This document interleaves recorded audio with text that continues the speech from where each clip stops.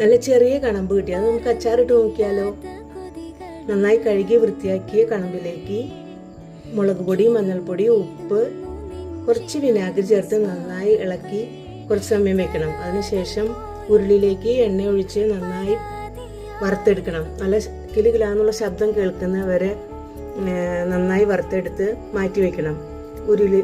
ഉരുളിയിലേക്ക് കുറച്ച് നല്ലെണ്ണ ഒഴിച്ച് അതിലേക്ക് വെളുത്തുള്ളി, പച്ചമുളക്, ഇഞ്ചി, കറിവേപ്പില എല്ലാം നന്നായി ഗോൾഡൻ നിറമാവുന്നത് വരെ വറുത്ത് അതിലേക്ക് കുറച്ച് മുളക് പൊടി, മഞ്ഞൾപ്പൊടി, അച്ചാർ പൊടി ചേർത്ത് നന്നായി ഇളക്കി സ്വാദിനും മണത്തിനും വേണ്ടി കായപ്പൊടിയും കുരുമുളക് പൊടിയും വേപ്പിലയും കൂടി ചേർത്ത് നന്നായി ഇളക്കണം.